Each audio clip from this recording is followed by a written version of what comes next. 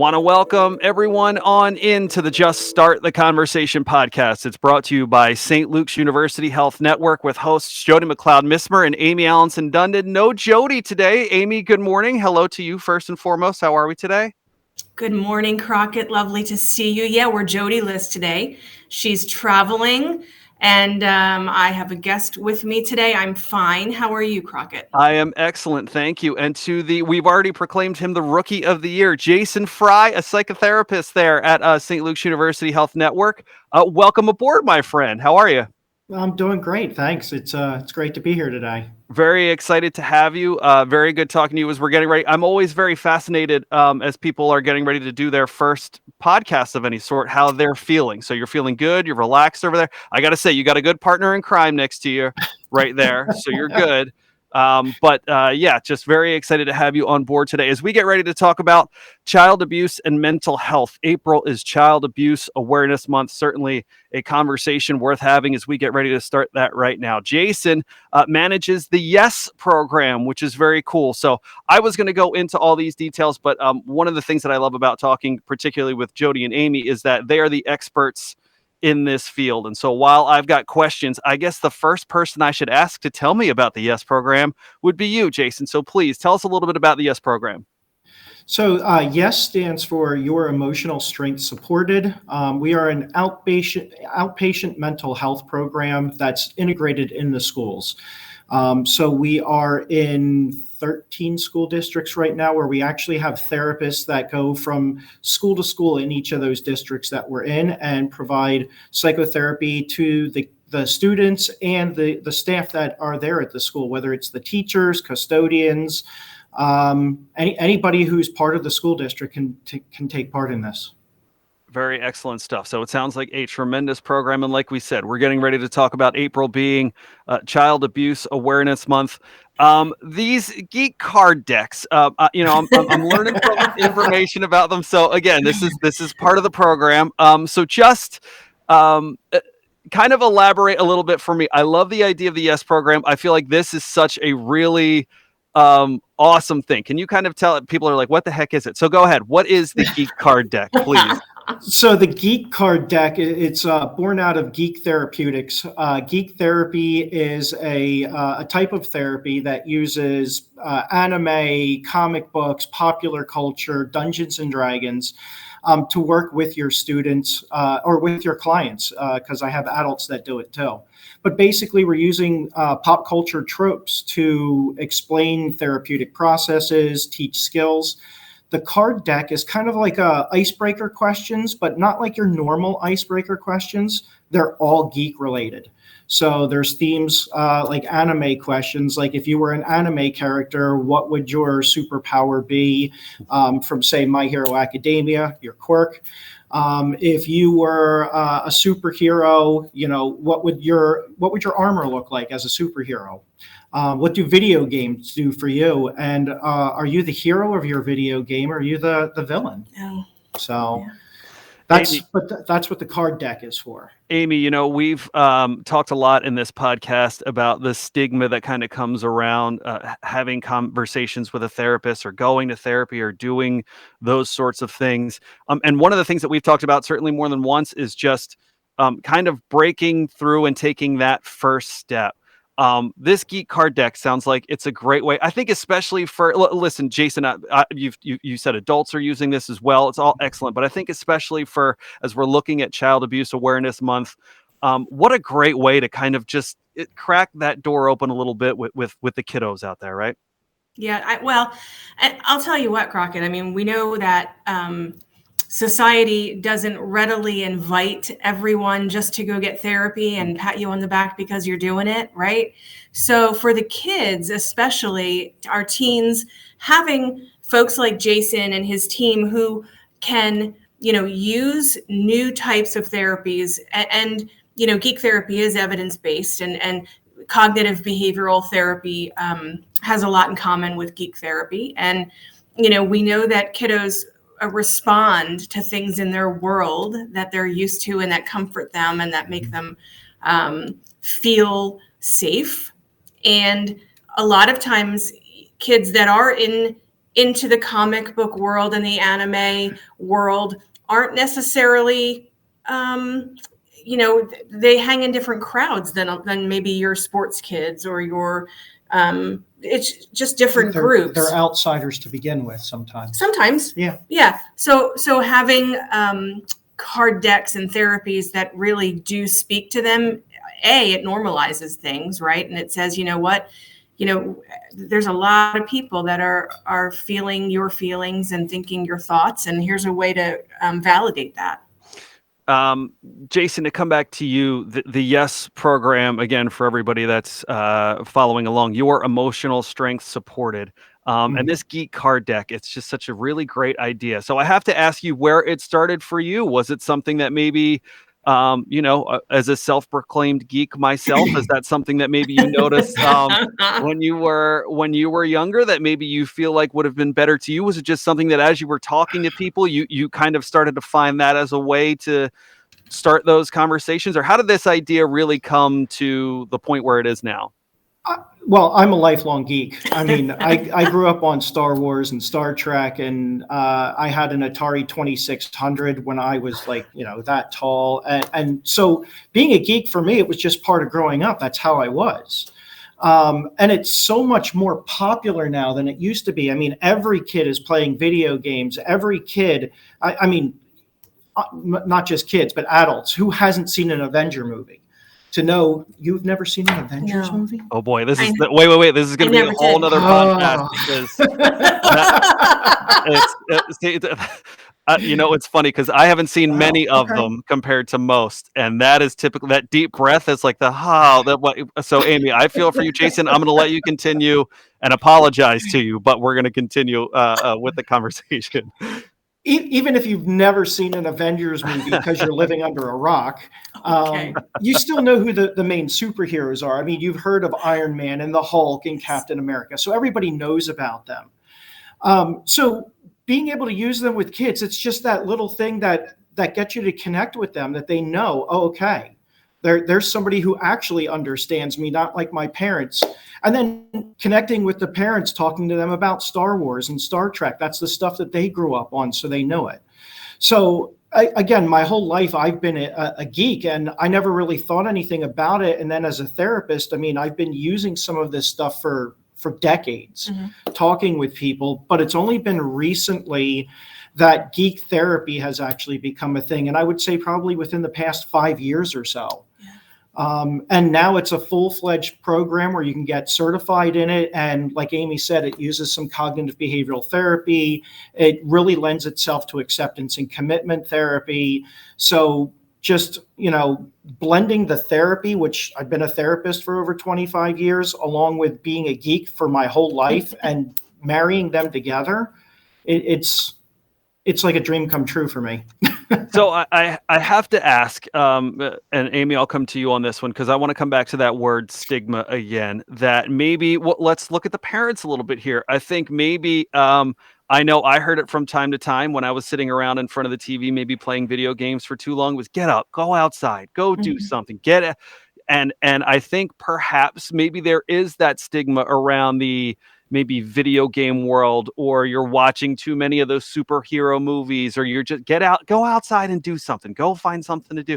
How would you maybe say to the parent that is maybe a little bit more apprehensive about maybe Jason's kind of path going down here, of kind of inviting those things a little bit more to connect to the parent that maybe feels like, no, I need to, that's not the way that I did things when I was younger, and you have to go outside and do all those sorts of things.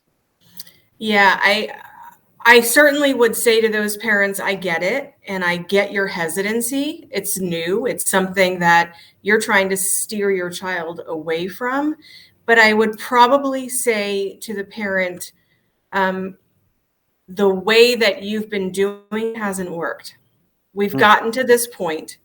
And what I need you to do is embrace the idea that because your child loves this world, this kind of geek world, if you will, that this very world that he loves, that you're kind of against, is the world that could help heal him. Absolutely. And so it's kind of, step out of your comfort zone, mom and dad, which is hard to do, and allow an expert to take that kiddo and give him or her the tools that he or she needs, that he or she understands, that they live every day, that comfort them every day.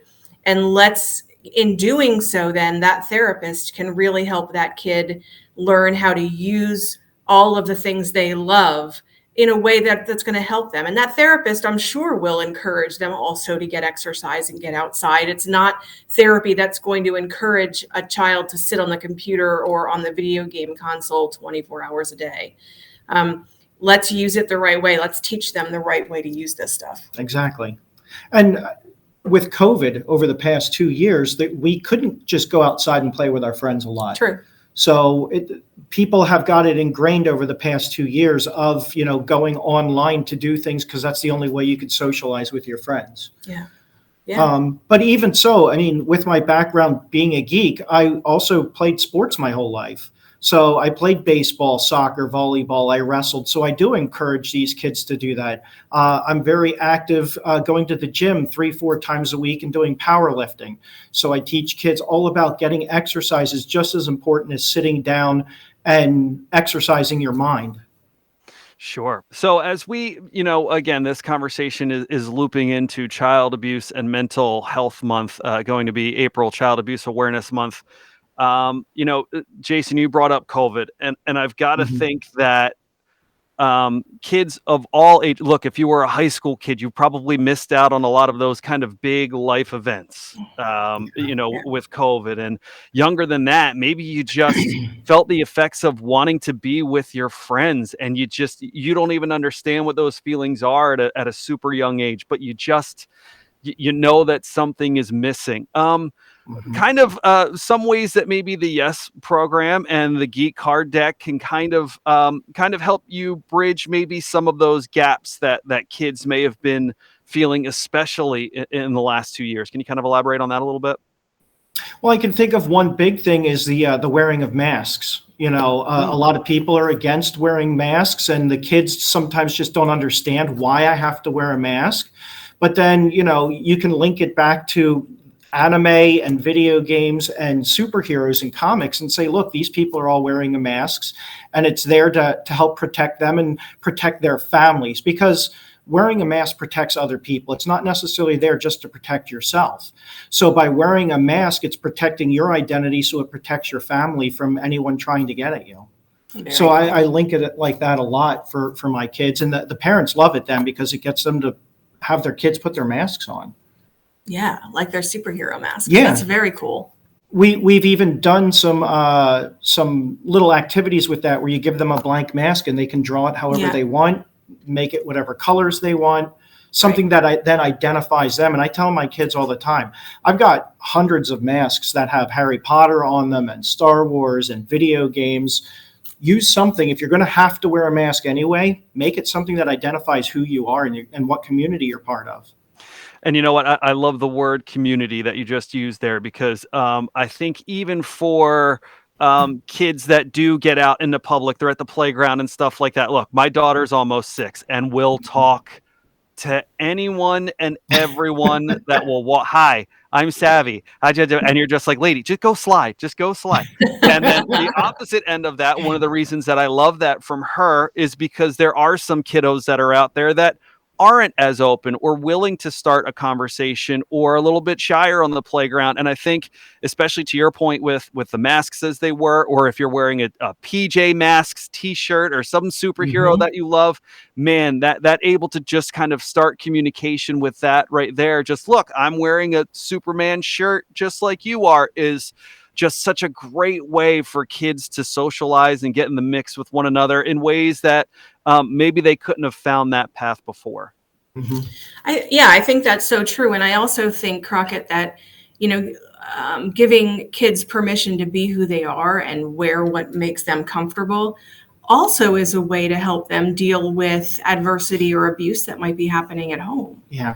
I mean, so if you think about it that way, you may have kids that don't have a stable home life, but wearing a certain mask, or being able to to dress the way that makes them feel comfortable helps them, again, create safety for themselves. Absolutely. Absolutely. So I'm gonna I'll take a deeper dive into that statement with you there, Amie, and saying that giving permission to be who you are is probably maybe a little bit more identifiable for, say, that my daughter's 6, and I think she's a princess today. She's a unicorn tomorrow. She doesn't understand what that actually means in the real world and the difference. But as you get to your preteen, your teenage years, you are starting to have a little bit of an identity, and you are starting to kind of find your own way through the field a little bit. So I guess, Jason, I'll come to you with this question and kind of come back to the parents that maybe, don't maybe feel like they're not understanding their child as much as they feel like they should, or maybe they've got other children that they just feel like are a little bit more easy for them to relate to, and are just kind of finding that I can't go down this groove, but also I want to give you permission to be who you are, but maybe as a parent, you're kind of reluctant about what that path might be. Can you kind of go into a little bit about how people like yourself and Amie can kind of have those conversations that say, kind of the point earlier, like, yes, I understand that this is kind of the path you want to let them go down, but you know what? There's a fork in the road, and at some point they're going to kind of pick their own way. Well, I think part of it all of it has to do with education. So because I like a lot of the things that these kids are liking, with the video games and all that, explaining that to the parents, giving them another adult's point of view on why these games are important or how they can be used. And then really just encouraging the parents that, you want your child to be more independent, give them the ability to teach you. Sit down with them and have them teach you the game, or watch 1 or 2 of the anime with them. That way, not only are you seeing what it is that they're doing, but you're starting to understand about them, what it is that they like. Why are they so immersed with this culture? I think that's such a brilliant point, because being a video game guy myself, I can remember Nintendo. My parents would be there to sit around. Sega, they were there to sit around. Once we started getting into the complicated remote controls there, maybe they weren't as interested in what it is, but you're so right. See what it is that they are engaging in, and seeing if there's a way that, look, you might not even have to say anything in the process of sitting down and playing with them, whether it's cards or a video game or reading comic books. But even without saying anything, you're communicating in a way. There's a way of understanding there, even with no words exchanged. There's a way of understanding, and there's communication there. And I've got to think, as especially as we're kind of talking about that teenage time now, communication with mom and dad, or whoever is kind of quote unquote in charge in the house, not always the easiest or smoothest or unawkward thing to do, but that is just such a brilliant way to kind of connect in a different way. Yeah, and it's really no different than if you're a sports parent or a band parent or a theater parent, or your child is an artist. It's getting behind your child no matter what their love is. Yes. Yeah. And you're giving your child some confidence. You're giving them that boost, because now they're an expert in something and they get to teach you. Yeah. And for a child to teach an adult something is huge for that child. Lots of self-confidence there. Yeah, absolutely. Yeah. But I like how you said, because, having a child that's in band or chorus, there's a stigma about those too. You hear about the band geeks, or, the choir geeks. It's the same thing as a video game geek or an anime geek. You're still teaching them the same things. Well, yeah. And I believe that part of our job as parents, and even if we're not parents, as society, right, it takes a village. Yeah. So part of our job as society is to back, as long as the kids aren't doing something that's dangerous, if it's fulfilling them and it's boosting their self-esteem and it's building them skills that will get them somewhere in life, whatever those skills might be, we support it. Yeah. You have to. Absolutely. Yeah. So as we, again, are bringing attention to April being Child Abuse Awareness Month, we've kind of talked about the baseline almost ways of communicating with our kids through the Geek Card Deck. Certainly when we talk Child Abuse Awareness Month, I think there's probably people who get certain ideas in their mind of what exactly that is, and that can be a wide umbrella to cast for a lot of people to understand. So maybe can we go into that a little bit, Jason? I'm sure there's probably some pretty sensitive cases of where yes, and this geek card system can kind of come into play for kids have sweet, sensitive hearts out there, and certainly some have a lot more to carry than others, I guess is a way to put it. So as we're kind of with that idea of Child Abuse Awareness Month, as you're kind of starting to talk to a child, a teenager who might be experiencing abuse in a way, can you just kind of go into like, hey, this is where we're starting these conversations with just kind of opening up with a comic book with this or that, but kind of how that can then get you to a path of some real healing for a child? Well, one thing I want to step back a little bit just from the geek therapy part, but because I'm also certified in trauma-focused cognitive behavioral therapy. So I've worked with a lot of trauma, which includes, child abuse. Before I came here to the YES program, I was working with children, mostly females, that had been involved in human trafficking, which is some of the worst child abuse you can imagine. Sure. So letting my parents and my students know that I do have this background first, and then teaching them things in comic books are a great way to relate to child abuse and just trauma in general. I mean, you have Superman who lost his entire planet, not just a family, but entire planet, his whole culture. Batman who lost his parents to gun violence. Robin, his parents died they were gymnasts. They died in the circus, but then you found out that later on that they were murdered for money. There's all kinds of ways to relate this. And comic books themselves have a lot of child abuse in them. And it's picking the right ones, but it's not just looking at the trauma abuse. It's instead of the child abuse, looking at it in terms of trauma to begin with. And one of the great ways that I work with whole families is through the use of Dungeons and Dragons, actually. Dungeons and Dragons, you can kind of create a story to show these parents what kind of skills they can have and how you can talk to your children about abuse and about a child abuse outside of themselves. So it makes it impersonal, gives that little bit of space so that they can talk about those conversations. Amie, I'm going to turn to you on this one because I've got to feel like maybe as a Jason, to your point, we kind of keep talking about the avenues that kind of are presenting themselves to have a conversation. And maybe as a parent who, there's situations where maybe a parent didn't know something was going on and they have their own guilt about something. Can you kind of that perspective, Jason, I think kind of took the perspective of trying to have a talk with the child themselves, kind of trying to get them to kind of open up a little bit from the parent's perspective in this situation. Amie, can you just maybe kind of elaborate on how, as we're talking about Child Abuse Awareness Month, certainly whatever the situation may be, the parent themselves may feel guilt, or parents or whoever is, watching over a child may feel guilt if they know something kind of happened, quote unquote, under their watch. Can you just kind of go into how broaching that conversation with a parent, kind of opening their door a little bit to a conversation would go? Sure. There's almost always guilt for the caretakers when there are kiddos who we find out have been violated or abused in some way.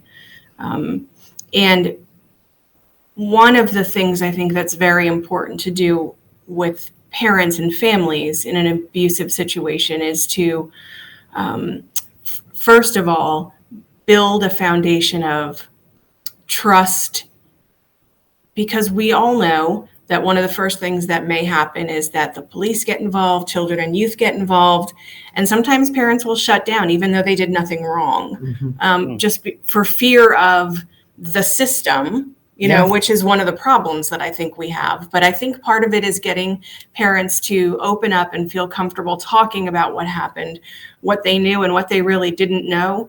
And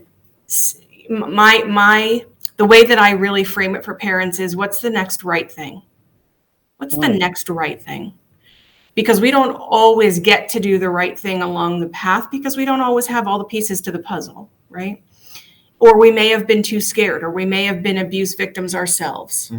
And there's a pattern of lack of self-confidence and low self-esteem and distrust. So my question for mom and dad is, or the caretakers, is what's the next right thing? What can we do today? Yeah, because you come back to it taking a village. I mean, that village can't be built in a day. You got to kind of start at the foundation of things and kind of get those initial communication bricks laid to try to get to where you ultimately want to go, which is a healing heart and kind of getting you and your family, or as we keep using the word caregiver, just getting everybody back on a more positive path. Jason, I wanted to come back to you talking about and the geek cards for adults, because just as much as we're talking about April being Child Abuse Awareness Month, there's probably adults out there that may have been holding something in for a very long time, something that's been on their hearts and been very heavy for a long time. In your experiences, can you kind of go into a little bit how and maybe even the geek card system is kind of, the Geek Card Deck has kind of worked for adults who maybe are trying to, have probably had a door closed for a very long time and are looking to finally open that up and get some healing? Yeah. Oh, absolutely. And you find that a lot with parents, that they've had the abuse, and that's why it's so hard for them to relate to their child, because they're trying to protect them. So using the geek therapy cards with parents is just as easy, because a lot of our parents, at least they understand what some of the geek tropes are. They understand what comic books are. They understand video games. Most of the parents that I work with have had something to do with those at one point. But then teaching them some new things too about some of the anime that their children are watching. Let's look at what your children are watching and look at how some of the unresolved trauma is in there, and relating that back to the parent. Specifically, one of the biggest things I love is Star Wars, because it just covers everything. There's a lot of pieces of abuse and parental issues in there. I mean, Darth Vader as Luke Skywalker's father, and that's a huge betrayal. Spoiler alert. Okay, there you go. Star Wars. Yeah, spoiler alert for anybody who hasn't seen it. But, being able to relate to the parents that way and show them, it's about providing them the education. And I think the biggest word is normalizing it. Letting them know that they're not alone. That a lot of even though it's just a movie or a video game, the idea comes from somewhere, and the idea comes from other people who have shared these same experiences. I kind of want to touch on that for a second, because I think maybe what's lost, and we kind of talked about kids being at the playground and, hey, your shirt's my shirt. We're kind of getting into that. For parents that may be kind of, I'll say for lack of a better word, confused about like what interests their child or what path they're going or why their child.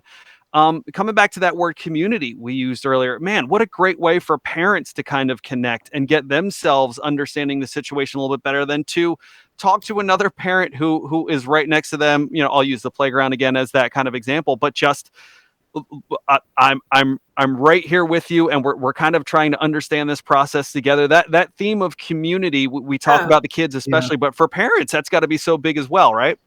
Huge. And actually, UNICEF just put out in 2021 the State of the World's Children. So it's kind of like the State of the Union, but UNICEF does that.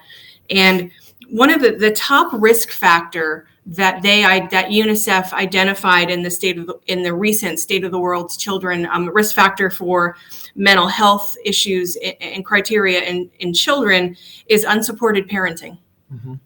And so that speaks directly to what you're saying, Crockett, in terms of, if only as a community, as a village, we could support each other as parents, and we could have a safe place to ask questions, and so I will say there's more of that on social media, where there are some groups that people can share in, and some are safe spaces where people can share blogs, what have you, that say, hey, my kiddo's painting his nails black. Is anybody else's child doing that? Yeah. And get support from each other.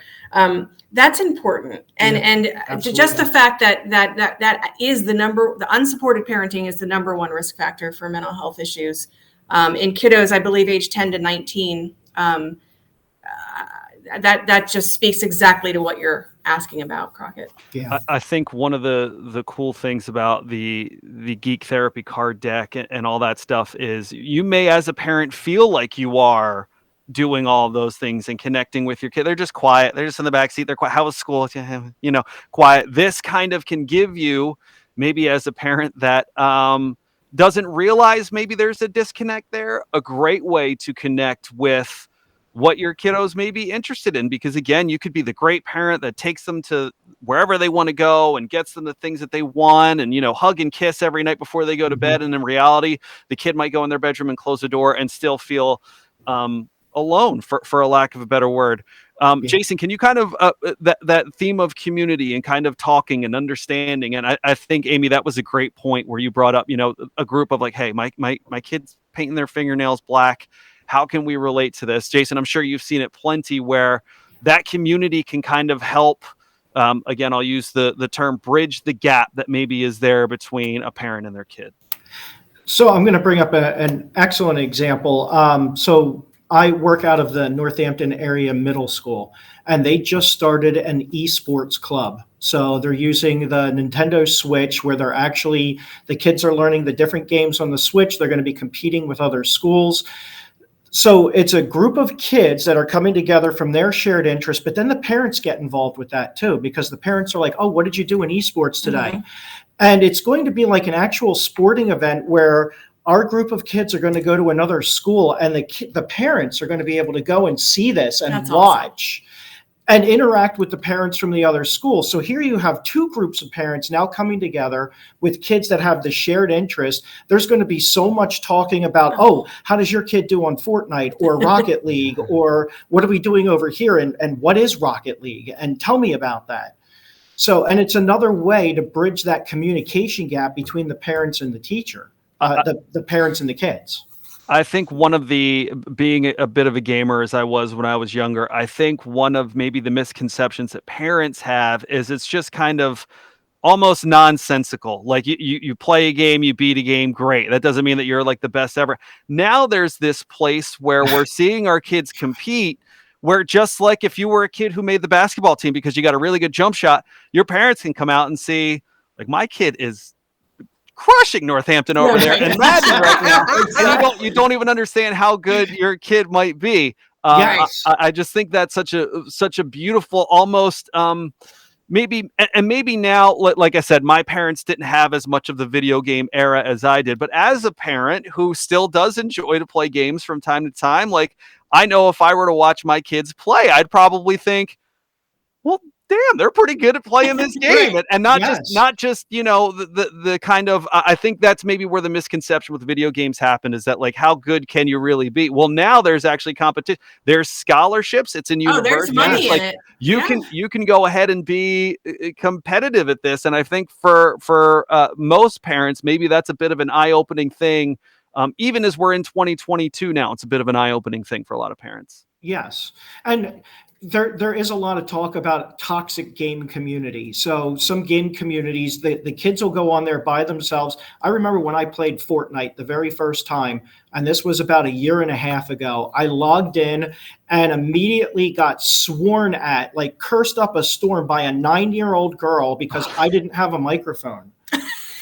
And it really put me off the game. It really did. She knocked you off your game. She did. I stopped playing the game for 3 months because of that. Jason. Wow. But I've got a great deck of cards I could introduce you to, Jason, if that is the case. But now with esports, you are turning it into a positive community where the parents are involved and the parents are seeing their kids. And it gives you a way to break down the stigma and to break down some of the bullying that does occur.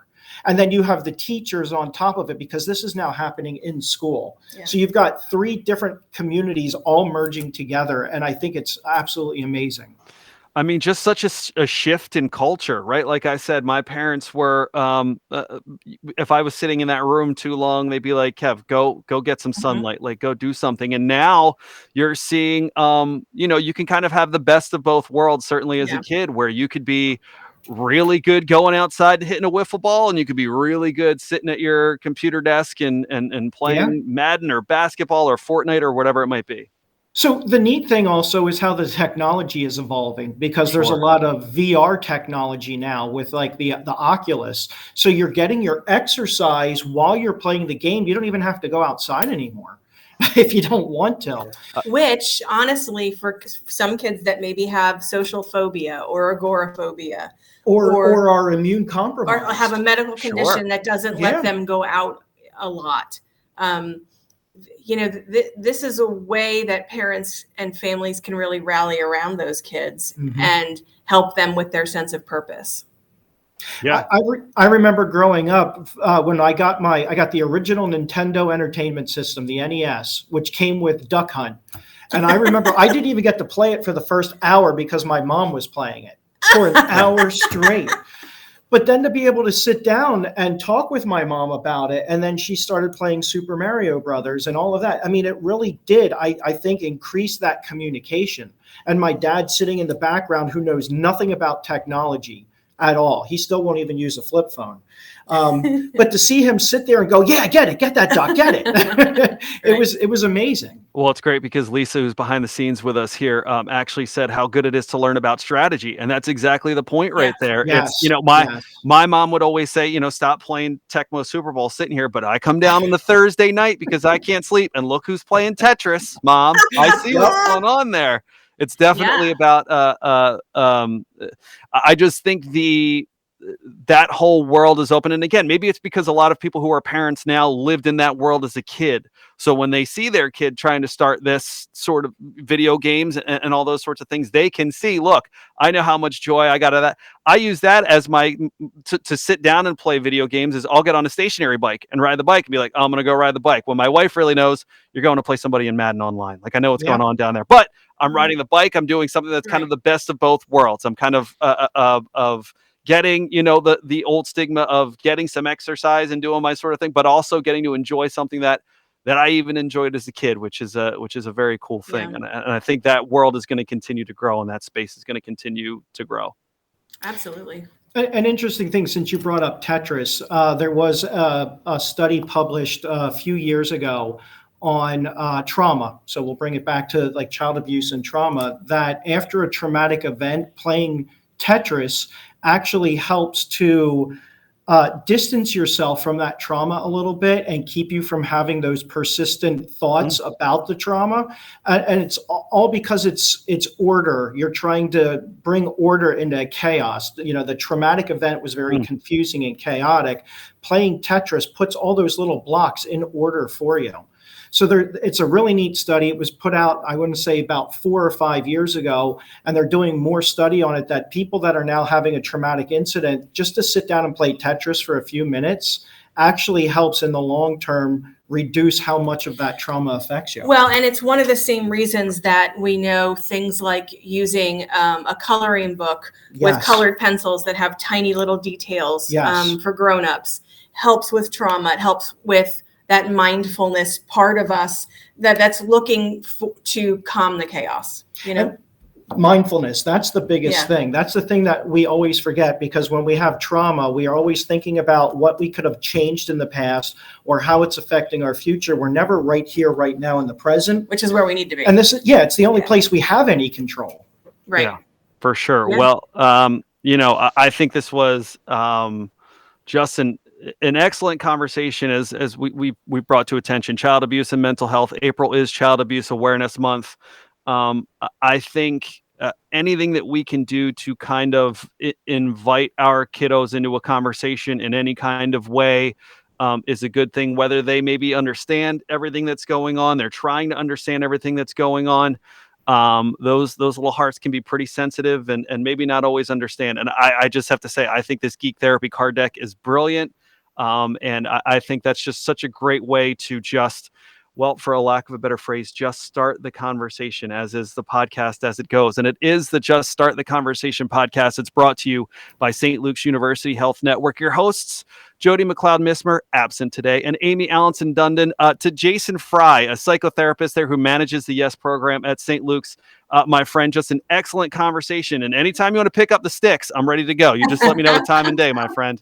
I absolutely will. I'm ready. Absolutely. So for Jason, Amie, always a pleasure, my friend. We will certainly do it again soon. Talk soon. Excellent. It is the Just Start the Conversation podcast, brought to you by St. Luke's University Health Network.